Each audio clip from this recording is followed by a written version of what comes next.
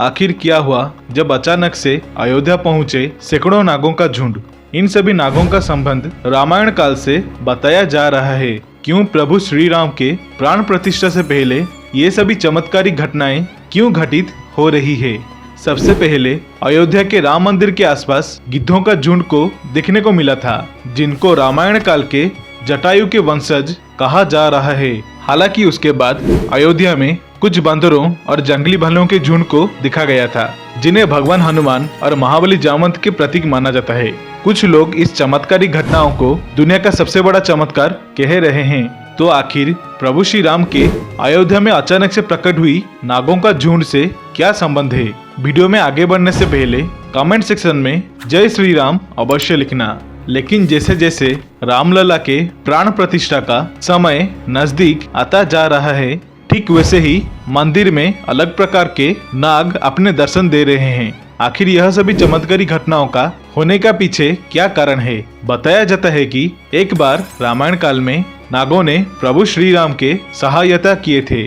असल में इनमें दो प्रकार के प्रजाति के नाग अलग अलग क्षेत्रों में देखने को मिल रहे हैं, जिनका संबंध वासुकी और अनंत शेषनाग से जोड़ा जा रहा है। क्योंकि रामायण काल में भगवान राम के छोटे भाई लक्ष्मण जी स्वयं शेषनाग के ही अवतार थे और वासुकी नाग हमेशा महादेव के गले में पाए जाते हैं। असल में वासुकी नाग और आदिशेष दोनों ही भाई हैं। जहां पर कहा जाता है कि शेषनाग वैकुंठ में भगवान विष्णु के साथ निवास करते हैं और वासुकी नाग पाताल लोक में निवास करते हैं। कुछ लोगों का यह मानना है कि यह दोनों भाई भगवान राम के यह भव्य मंदिर का दर्शन हेतु आते जाते रहते हैं। दोस्तों, यह रहस्य बहुत बड़ा है, क्योंकि जब अयोध्या के क्षेत्र से एक सांप को पकड़कर उसे सुरक्षित क्षेत्र में छोड़ा जाता है, तो वही सांप पुनः लौटकर राम परिसर में चला आता है, जिसे कई बार निर्माण कार्यों को काम करने में भय महसूस होता है।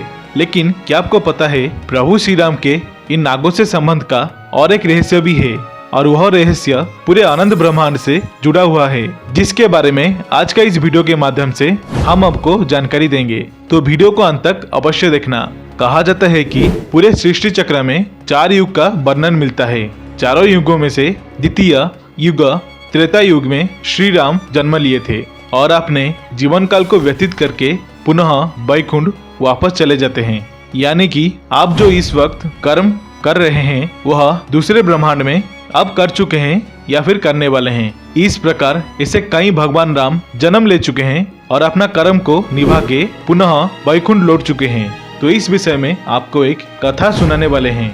इस पूरे ब्रह्मांड में अनंत ब्रह्मांड को देखने का मात्र 2 ही लोगों को शक्ति दिया गया है, वह थे वासुकी नाग और काकभूषुंडी। पौराणिक कथाओं के अनुसार जिस दिन कालदेव को अयोध्या आना था, उस दिन राम जी ने हनुमान जी को मुख्य द्वार से दूर रखने के लिए अपनी अंगूठी को महल की फर्श की दरार में डाल दिए। उन्होंने हनुमान जी को उसे निकालने को कहा, लेकिन अंगूठी निकालने के लिए हनुमान जी को छोटा आकार लेकर दरार में घुसना पड़ा। परंतु यह दरार न होकर पूरी सुरंग निकला, जो नागलोक की ओर जाती है। वहां पहुंचने पर हनुमान जी नागों के राजा वासुकी से मिले। नागों के राजा वासुकी ने आने की वजह पूछी तो हनुमान जी ने उन्हें पूरे वाक्य बता दिए। तब वासुकी उन्हें नागलोक के बीचों बीच ले आए। अंगूठियों का ढेर दिखाते हुए कहे कि वहां आपको यह अंगूठी मिल जाएगी। परंतु इतने सारे अंगूठियों को देखकर हनुमान जी परेशान हो गए, लेकिन पहले ही अंगूठी उठाई तो वह भगवान राम की थी। यह देखकर हनुमान जी आश्चर्यचकित हो गए कि तभी जब उन्होंने दूसरी अंगूठी को उठाई और यह अंगूठी भी प्रभु श्री राम की ही थी। पूरी तरह से देखने पर सारे अंगूठियों पर राम का नाम लिखा मिला। यह देखकर हनुमान जी समझ गए कि उनके साथ कुछ छल किया गया है। हनुमान जी को उदास देखते हुए वासुकी नाग ने कहा, महावीर, पृथ्वी लोक में जो भी आता है उसे एक दिन लौटना ही है। इसी तरह से भगवान राम भी पृथ्वी लोक को छोड़कर एक दिन वैकुंठ में लौट जाएंगे। इतना सुनते ही हनुमान जी समझ गए कि अंगूठी ढूंढने के लिए आना और नागलोक में आना सब कुछ प्रभु की लीला थी।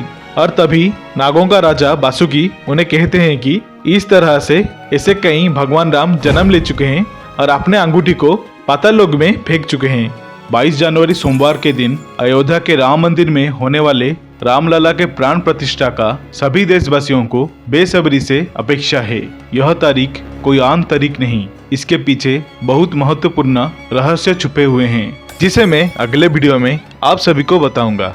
आशा करता हूँ आप सभी को ये वीडियो अच्छी लगी होगी। अगर अच्छी लगी तो वीडियो को लाइक, शेयर एंड सब्सक्राइब अवश्य करना और कमेंट सेक्शन में जय सिया राम अवश्य लिखना। देखने के लिए धन्यवाद। हर हर महादेव। ओम नमः शिवाय।